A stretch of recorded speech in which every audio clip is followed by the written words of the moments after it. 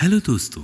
पिछले सबक में हमने सीखा कि मरियम हामला हुई तो जाहिर ये होता है कि वो मुजरिम थी, और यूसुफ के लिए मरियम को ले जाना ऐसा लगता था कि वो भी गुनाह का मुजरिम था। बिल्कुल इसी तरह जैसा कि यीशु ने हमारे गुनाहों की माफी के लिए इन्हें अपने ऊपर ले लिया।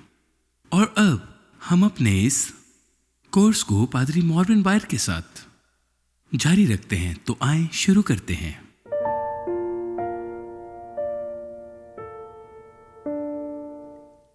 यूसुफ के बारे में क्या? यूसुफ एक ईमानदार आदमी था, और यूसुफ के जमाना में ईमानदार लोग जानते थे कि मसीह जल्द ही आने वाला है, शमाउन, हन्ना और दूसरों की तरह। वो जानते थे कि मसीहा का आने का वक्त है। जब इंद्रियास ने उससे कहा कि ओ ये कौन था, नथानिएल, हमें मसीहा मिल गया। मेरा मतलब है कि ये एक बड़ा बयान था। और नथानिएल, बहरहाल उसने ये नहीं कहा कि तुम पागल हो, मसीहा का क्या मतलब है? मसीहा अभी नहीं आया, शायद लाखों साल तक वो ना आए। नहीं, वो लोग मसीहा की तलाश में थे। वो हैरान नहीं था, हमने मसीहा को पा लिया है। उस जमाना के ईमान वाले लोग ये समझ चुके थे कि मसीहा का वक्त आ गया, और उन्हें यकीन था कि मसीहा आएगा और उन्हें रोम वगैरह से निजात दिलाएगा। यूसुफ एक ईमानदार आदमी था, और वो ये जानता था कि ये मसीहा का वक्त है। लेकिन यूसुफ के बारे में कुछ गौर करें तो वो अपने जमाना के तकरीबन तमाम ईमानदार मर्दों से थोड़ा मुख्तलिफ था। मत्ती की इंजील उसके पहले बाब के मुताबिक वो बादशाहों की सिफ में था। वो मसीहा का बाप बनने के लिए अपने जमाना में रहने वाले तकरीबन हर किसी से ज्यादा उम्मीदवार था।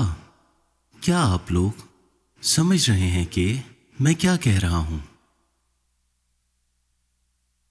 क्योंकि उसका नसबनामा दुरुस्त था। अगर बादशाही जारी रहती तो वो इसराइल का बादशाह होता। आप इसे पढ़ सकते हैं। वो शाहाना सिर्फ में था। आप यकीन कर सकते हैं कि यूसुफ को ये उम्मीद थी। क्या आप नहीं सोचते कि वो मसीहा का बाप हो गया?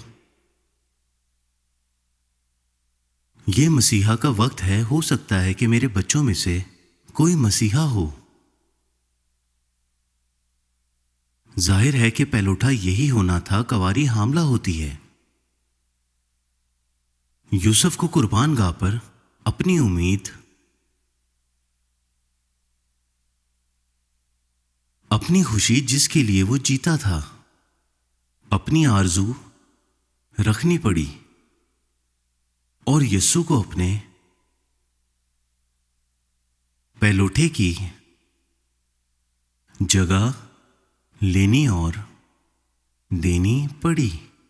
खुदा से उसका वादा पूरा हुआ, और यह बिल्कुल ऐसा ही था जैसे इब्राहिम ने इसहाक को कुर्बान गाह पर रखा। उसकी खुशी और उसका अव्वलीन मकसद, उसका मकसद, खुदावंद में मैं उसे अपने पहलौठे की जगह लेने दूंगा। और वो उसके साथ रहा। जी हां, बिल्कुल। क्या आप तसव्वुर कर सकते हैं कि वो दिन ब दिन बढ़ाई की दुकान पर काम कर रहा है, और यीशु अंदर आता है। हर कोई यीशु को ऐसे देखता है जैसे वो यूसुफ का पहलौठा है। यूसुफ जानता था कि वो मेरा पहलौठा नहीं है, उसने मेरे पहलौठे की जगह ली है। और बाइबल के मुताबिक पहलौठे, मैं उन तफसीलात में नहीं जाऊंगा कि यही वालिदैन की खुशी थी। मैंने अक्सर आपके साथ ये बात शेयर की है कि हमें इस बात का ख्याल रखना होगा कि हमारा कभी भी कोई एक पसंदीदा बच्चा हो और वो खुदा के जलाल से महरूम ना हो। جب والدین دوسرے بچوں کو چھوڑ دیتے ہیں تو خدا اٹھا لیتا ہے اور والدین اس کے ذمہ دار ہوتے ہیں. جو ان کا پسندیدہ بیٹا یا بیٹی ہے یہ ان کا مسئلہ ہے. خدا باقیوں کا خیال رکھے گا. کیا آپ لوگ میری بات سمجھ رہے ہیں؟ جب والدین چھوڑ دیتے ہیں تو خدا ان کو اٹھا لیتا ہے اور اس چیز کے ذمہ دار صرف اور صرف والدین ہوں گے. اور یہ خدا کا وعدہ ہے کہ وہ ان کا خیال رکھے گا.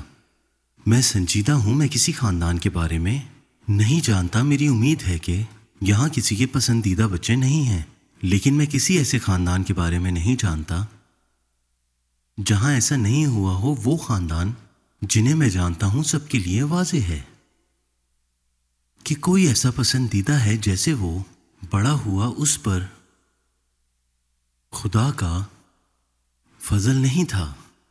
یہ افسوسناک ہے. ایسا نہ ہونے دیں. خدا سے دعا کریں کہ وہ آپ کا دل صاف کرے اور آپ کو آپ کے تمام بچوں کے لیے ایک جیسا پیار دے. آمین.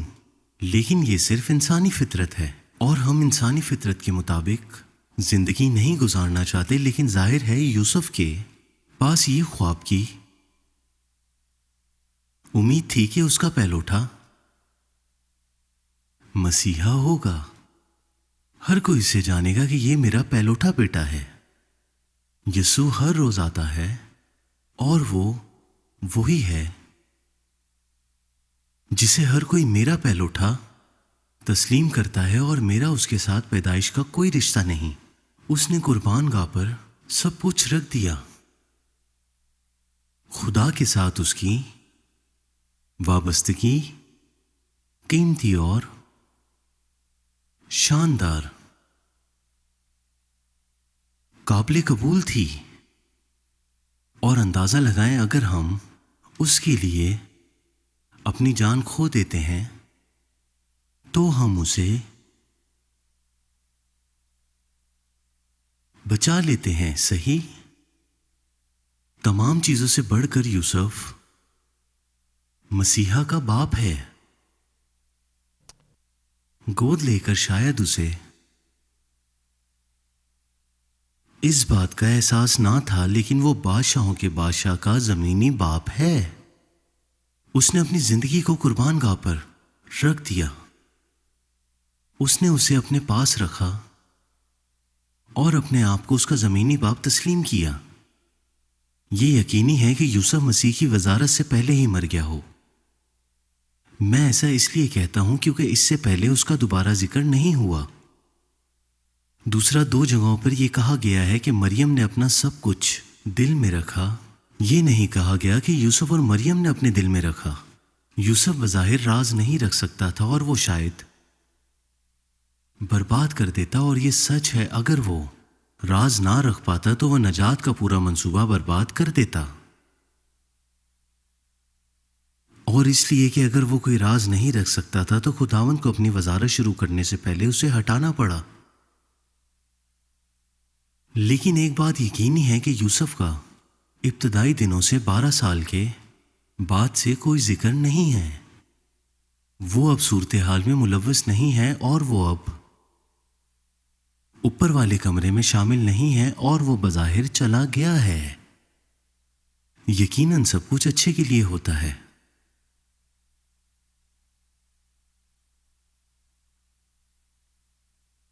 کیا آپ کو نہیں لگتا کہ سب کچھ اچھے کے لیے ہوتا ہے؟ جب یسوع یہودیوں سے یہ کہے گا کہ میرے باپ نے مجھے بھیجا ہے تو کیا وہ پریشان نہیں ہوں گے؟ آپ کا مطلب ہے کہ آپ کو یوسف نے بھیجا ہے؟ نہیں، میرے آسمانی باپ نے. آمین. کھانے کا وقفہ لینے سے پہلے آئیں ایک اور منصوبے کو دیکھتے ہیں اور وہ خداوند کا نام ہے.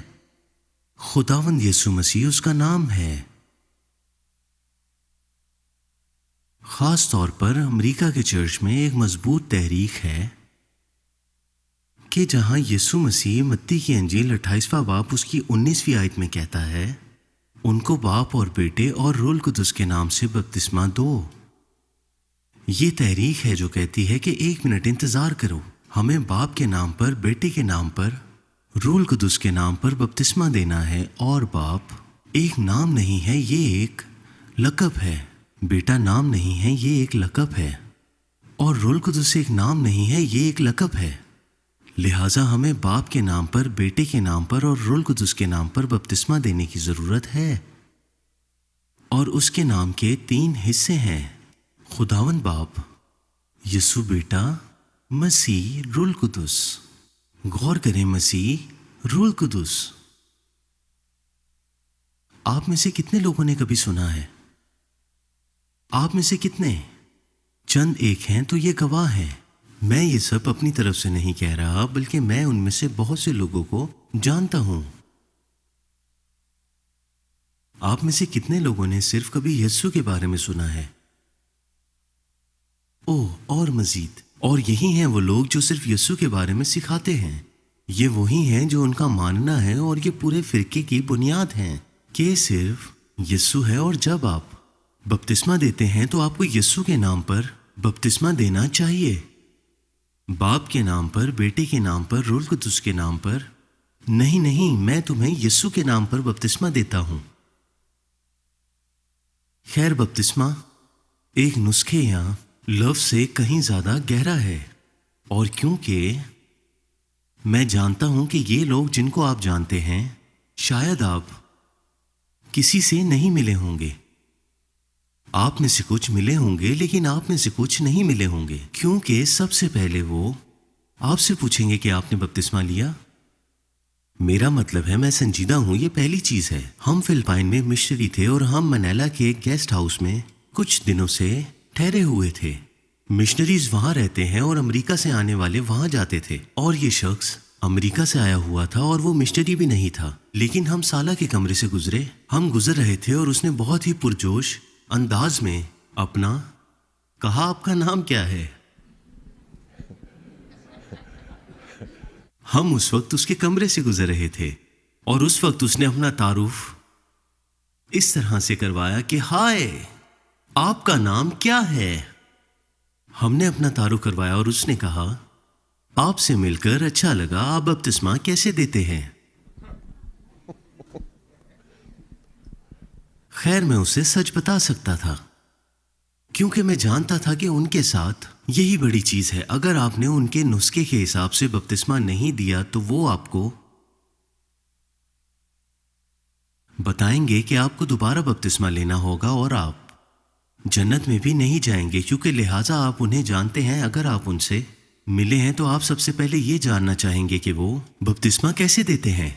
मैं यीशु के नाम पर बपतिस्मा देता हूं। ओह गुड, बहुत खूब, जो मैं करता हूं बुनियादी तौर पर उनकी खातिर नहीं, बुनियादी तौर पर भेड़ों की खातिर करता हूं, ताकि वो उनसे धोखा ना खाएं। तो यहां हम बपतिस्मा देने का तरीका बताते हैं। मैं तुम्हें बाप के नाम पर, बेटे के नाम पर और रूल कुदस के नाम पर बपतिस्मा देता हूं, यीशु के नाम पर। आपको ये यीशु के नाम पर देना होगा, वरना ये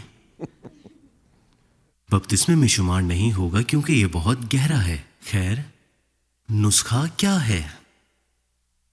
लेकिन बहरहाल यगानगी का यही मानना है। वो यकीन रखते हैं कि खुदावंद और यीशु और मसीह, ये 3 नाम बाप, बेटा और रूल कुदस हैं। और खुदावंद यीशु ही वही है जिनका कोई तसलीस नहीं है। ये सिर्फ यीशु ही हैं, कोई तसलीस नहीं है। सिर्फ यीशु का मतलब है कि सिर्फ और सिर्फ यीशु। यहां कोई तसलीस मौजूद नहीं, कोई बाप, बेटा और रूल कुदस नहीं।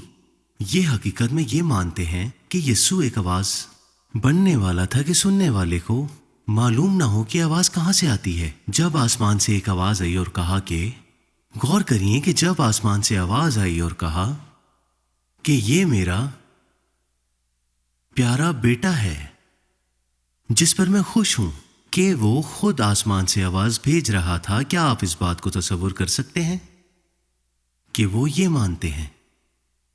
मैं फिलिपाइन में उनमें से एक था जो एक मिशनरी था, और मैंने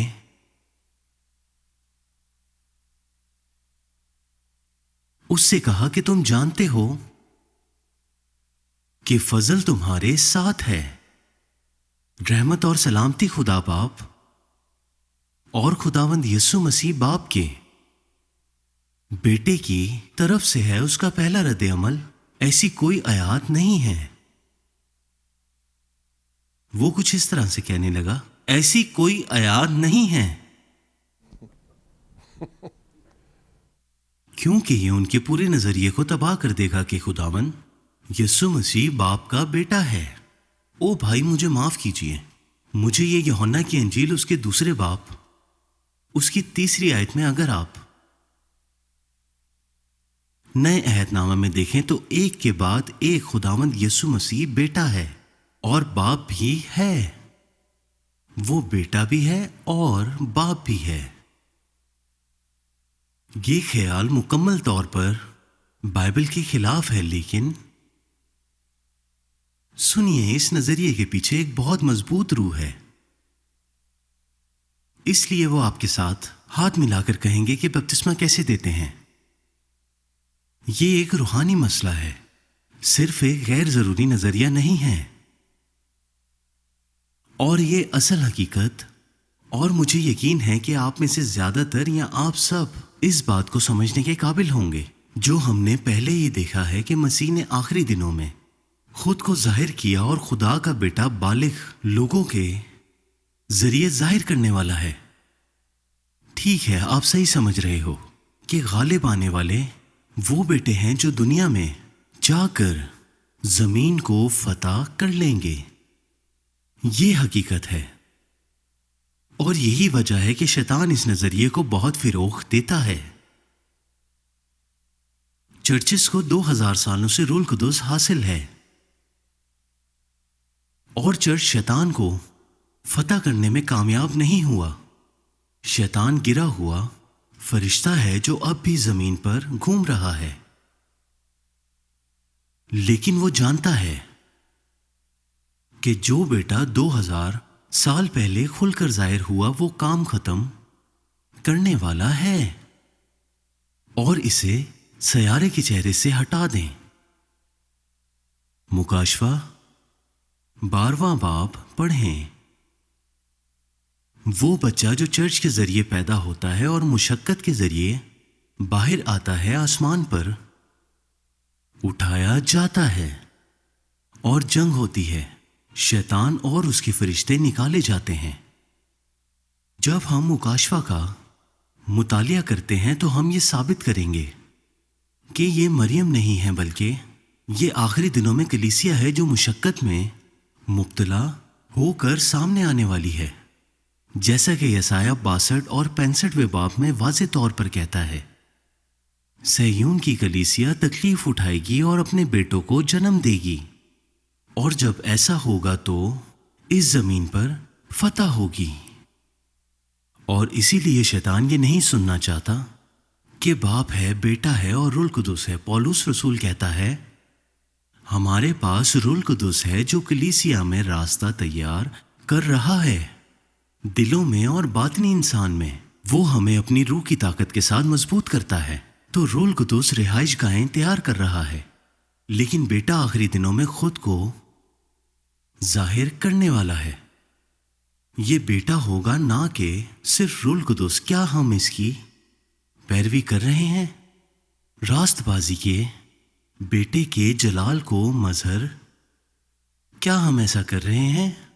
बेटे के जलाल का मजहर और रब खुद बालिग बर्तनों के जरिए जो शैतान को गिरा देगा। देखें, आप इसे मुकाशवा 12वें बाब में पढ़ सकते हैं। अगर आप चाहें तो अभी निकाल कर पढ़ सकते हैं। और वहां ऐसा ही हुआ कि शैतान को वहां से निकाल दिया गया।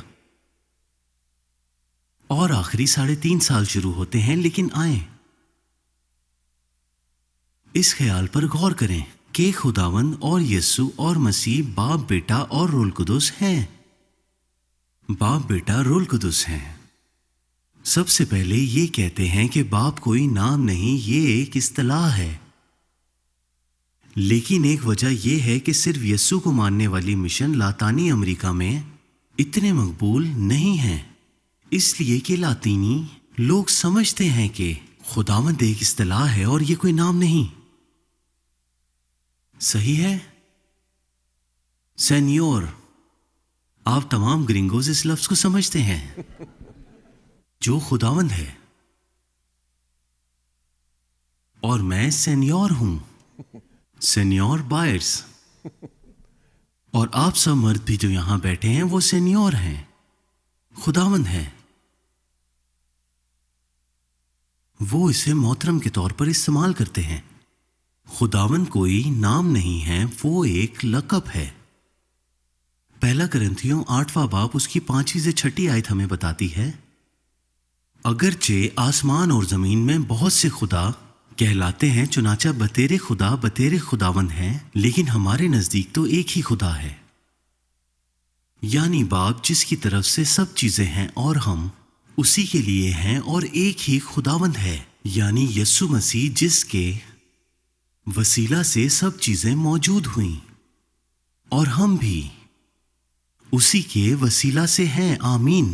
ہم اس کی طرف سے دلچسپ ہیں کہ ایک ہی خدا ہے، باپ، اور ایک خداوند یسوع بیٹا ہے. لیکن خدا اس کی نشاندہی کرتا ہے، وہ کوئی نام نہیں ہے. وہ خداوندوں کا خدا ہے اور وہ بادشاہوں کا بادشاہ ہے. خدا اس کا لقب بطور حاکم ہے، اور اس تخلیق پر اختیار جو کہ مکاشفہ 19ویں باب اور 16ویں آیت میں ہے. وہ خدا ہے، بادشاہوں کا بادشاہ اور خداوندوں کا خدا، تمام خداوندوں کا خدا، اور یہ ایک لقب ہے. یسوع نے اپنی انسانیت کی طرف اشارہ کیا. انسانیت، اس کا جسم خدا نے مریم کے ذریعے تیار کیا. جیسا کہ ہم نے پڑھا ہے کہ خداوند یسوع مسیح کی ماں مریم تھی. آئیے رومیو کے خط کے پہلے باب میں ایک لمحے کے لیے چلتے ہیں، تو ہم اسے دوپہر کے کھانے سے باہر لانے کی کوشش کریں گے.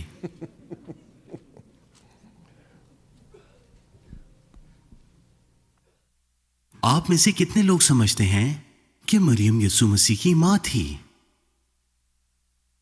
اور یسوع ایک چرنی میں پیدا ہوا تھا؟ لیکن مسیح خدا کا ابدی بیٹا ہے جو ماضی میں ہمیشہ کے لیے خدا کے ساتھ تھا. ہم سمجھتے ہیں کہ ہم یہاں ایک دو صحیفے بہت جلد دیکھیں گے، لیکن میں صرف یہ چاہتا ہوں کہ ہم یہاں کہاں جا رہے ہیں. مسیح جسم ہے، اور وہ جسم میں رہنے والا شخص تھا، اور وہ خالق ہے. وہ خدا کا ابدی بیٹا ہے، اور یہی وجہ ہے کہ یوحنا بپتسمہ دینے والا جب وہ بپتسمہ دے رہا تھا، اس نے کہا جو آنے والا ہے اس کے آنے سے پہلے موجود تھا. خیر، ہم لوکا پہلے باب سے پہلے ہی جانتے ہیں کہ یسوع یوحنا بپتسمہ دینے والے سے 6 ماہ چھوٹا تھا، اور جب یوحنا کہتا ہے کہ وہ مجھ سے پہلے تھا، وہ یسوع کا حوالہ نہیں دے رہا تھا، وہ خدا کے ابدی بیٹے مسیح کا حوالہ دے رہا تھا. لیکن یہاں رومیو پہلا باب اور اسی 3 سے 4 آیت میں یہ واضح طور پر بیان کیا ہے، اپنے بیٹے ہمارے خداوند یسوع مسیح. کیا یہ حیرت انگیز نہیں لگتا کہ آپ کو باپ کا بیٹا یسوع مسیح خداوند؟ توحید والوں کو کیا ہوا؟ کیا ان کا مذاق نہ اڑائیں؟ یہ شیطان کا ایک سنگین دھوکہ ہے، کیونکہ وہ نہیں چاہتا کہ بیٹا ظاہر ہو. اگر ہر چیز کو روح القدس کی سطح پر رکھا جا سکتا ہے تو ٹھیک ہے، ہم روح القدس کے ظہور کے ساتھ 2000 سال تک زندہ رہیں گے، لیکن وہ خدا کے بیٹے کے ظہور کے ساتھ زندہ نہیں رہے گا. یہ شاندار بحالی کی فصل ہوگی، شاندار بحالی کی یہ فصل ہوگی. اپنے ہمارے خداوند یسوع مسیح کی نسبت وعدہ کیا تھا، جو جسم کے اعتبار سے تو داؤد کی نسل سے پیدا ہوا، وہ جسم کے مطابق داؤد کا بیٹا تھا۔ اس کا جسم یعنی اس کا جسم اور اس کی انسانیت، لیکن پاکیزگی کے اعتبار سے مردوں میں سے جی اٹھنے کے سبب سے قدرت کے ساتھ خدا کا بیٹا ٹھہرا۔ پاکیزگی کی روح کے اعتبار سے وہ بیٹا ٹھہرا، خدا کا بیٹا، دوسرے الفاظوں میں جسمانی طور پر داؤد کا بیٹا۔ وہ شخص جو جسم میں رہتا تھا وہ خدا کا بیٹا تھا، ٹھیک ہے؟ آپ نے دیکھا کہ وہ وہاں کیا کہہ رہا ہے؟ کیا یہ کوئی مسئلہ ہے؟ میرا مطلب ہے کہ یسوع ابدی نہیں تھا، مسیح تھا۔ یسوع میں اس کو ثابت کرنے کے لیے ایک واضح صحیفہ دیتا ہوں۔ عبرانیوں 10واں باب اس کی 5ویں آیت۔ اسی لیے خداوند یسوع مسیح کی بات کرتے ہوئے، اسی لیے وہ دنیا میں آتے وقت کہتا ہے کہ تو نے قربانی اور نذر کو پسند نہ کیا، بلکہ میرے لیے ایک بدن کو تیار کیا۔ مسیح نے باپ سے کہا کہ آپ نے مجھے ایک بدن میں تیار کیا ہے، اور میں اس بدن کو قربان گاہ پر چڑھانے کے لیے آیا ہوں۔ میں آپ کا دیا ہوا بدن لینے اور آپ کو واپس مقدس بدن دینے کے لیے تیار ہوں، ایک زندہ قربانی کے طور پر۔ رومیو 12واں باب ہمیں بتاتا ہے کہ ہم اپنے بدن کو ایک زندہ قربانی کے طور پر پیش کریں جو خدا کے حضور میں ایک مقدس اور قابل قبول ہو، جو کہ ہماری معقول خدمت ہے جو اس نے کی ہے۔ وہ ہماری مثال ہے، لہٰذا ہمیں اپنے بدن کو اس کے سامنے پیش کرنے کی ضرورت ہے۔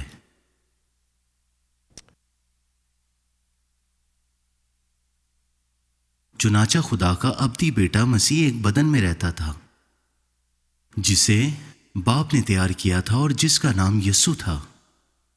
وہ مریم کا بیٹا نہیں، وہ مریم ابن داؤد کا بیٹا تھا۔ مسیح خدا کا بیٹا، یہ قدرتی طور پر پیدا ہوتا ہے۔ یاد ہے عبرانیوں 7واں باب اور اس کی 9ویں سے 10ویں آیت میں کہتا ہے، یاد رکھیں رومیو 7واں باب اس کی 9ویں سے 10ویں آیت، جب ابراہیم نے ملک صدق کو 10واں حصہ ادا کیا۔ ایک منٹ انتظار کریں، یہ کیسا کام ہے؟ یہ علامتی نہیں ہے بلکہ یہ لفظی کام ہے۔ وہ شاعرانہ زبان استعمال نہیں کر رہا۔ آپ دیکھتے ہیں کہ وہ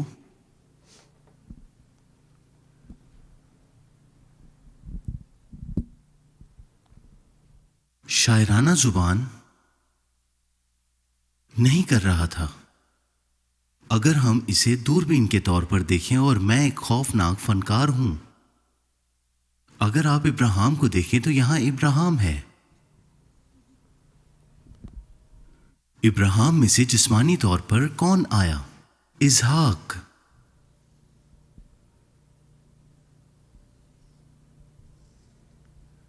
اور اسحاق سے جسمانی طور پر، یعنی پہلے اسحاق اور اسحاق کے بعد جسمانی طور پر آیا۔ کیا آپ بتا سکتے ہیں کہ کون آیا؟ یعقوب۔ اور یعقوب میں سے جسمانی طور پر کون آیا؟ لاوی۔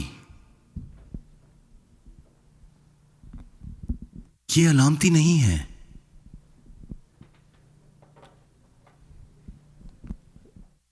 کیا یہ واضح ہے؟ نہیں، میرا مطلب ہے کہ یہ وہ ہے جو بائبل ہمیں بہت سی جگہوں پر دکھا رہی ہے۔ یہ ہے کہ جب بچہ حمل میں آتا ہے تو باپ سے آتا ہے۔ کس سے آتا ہے؟ باپ سے آتا ہے۔ اور جسم تیار ہوتا ہے، پھر وہی بچہ ماں سے پیدا ہوتا ہے۔ اور آپ کہتے ہیں او نہیں، لیکن ان میں وہی خصوصیات ہیں جو والد یا والدہ میں ہوتی ہیں۔ ان میں مرکب ہے۔ یہ سچ ہے کہ ان میں خصوصیات اور جسمانی شکل وغیرہ کا مرکب ہے، لیکن وہ شخص خود، میں آپ بہنوں کو بتاتے ہوئے معذرت خواہ ہوں، میں جانتا ہوں کہ یہ آپ کو خوش نہیں کرے گا. مجھے پتا ہے کہ آپ لوگوں میں سے بہتوں کو یہ خوش نہیں کرے گا، یا آپ میں سے بہت خوش ہوں گے. میں نے کہا یہ تمہاری غلطی تھی،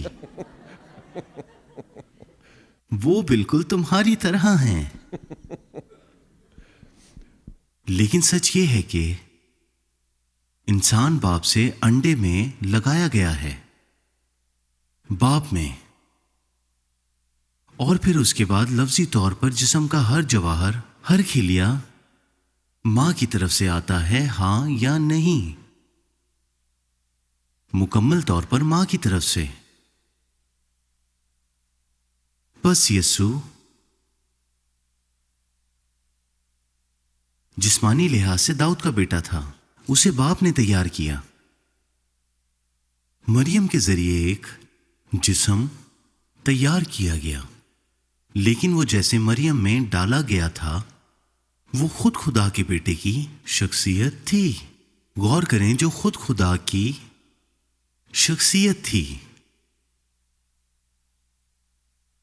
اور کچھ کہہ سکتے ہیں کہ خیر وہ ایسا کیسے کر سکتا تھا؟ وہ کچھ بھی کر سکتا تھا.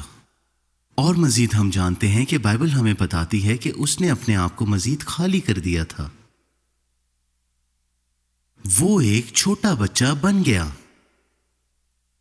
اس نے انتخاب کیا. وہ چڑھنی میں چھوٹا بچہ ہونے کی ظاہرداری نہیں کر رہا تھا.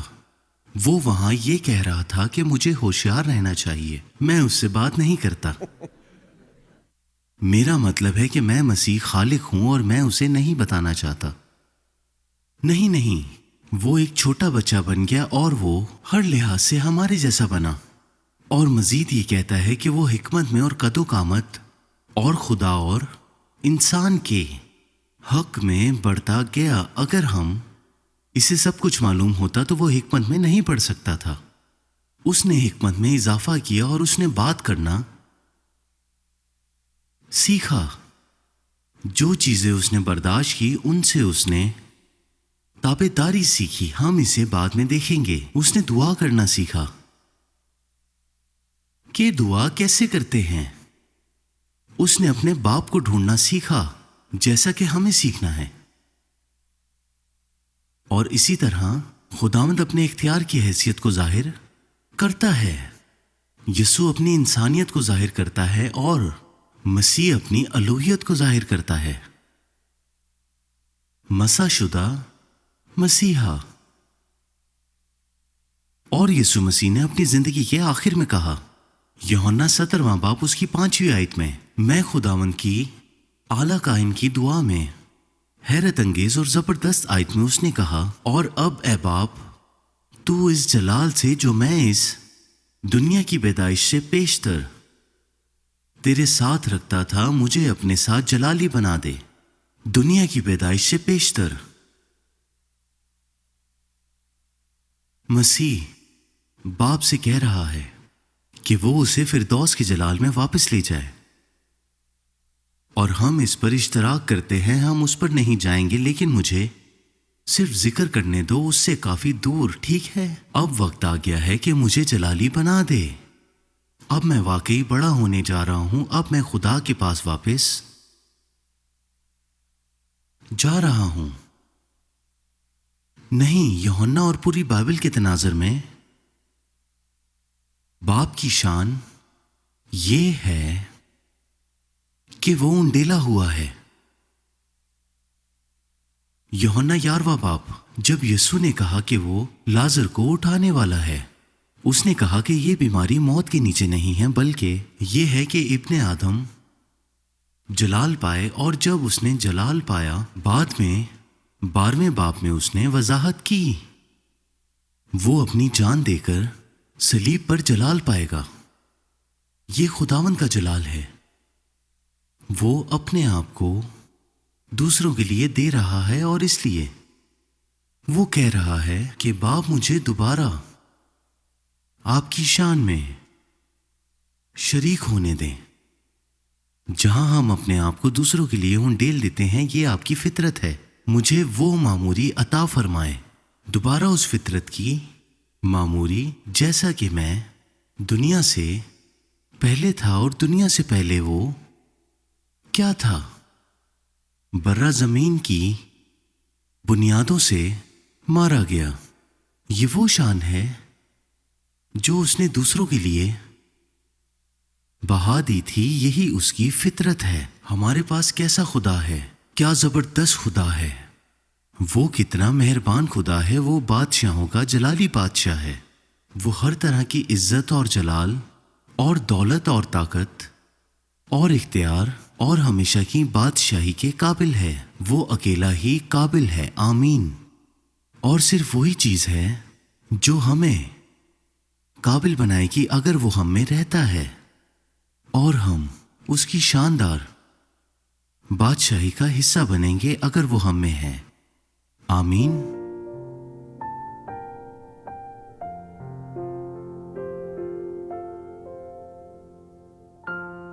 خیر، ہمارے پاس آج اتنا ہی وقت تھا، لیکن مستقبل کی نشریات کو دیکھنے کے لیے ہمارے ساتھ جڑے رہیں، کیونکہ ہم پادری مورون بھائی کے ساتھ مسیح کی زندگی کے بارے میں سیکھتے رہیں گے۔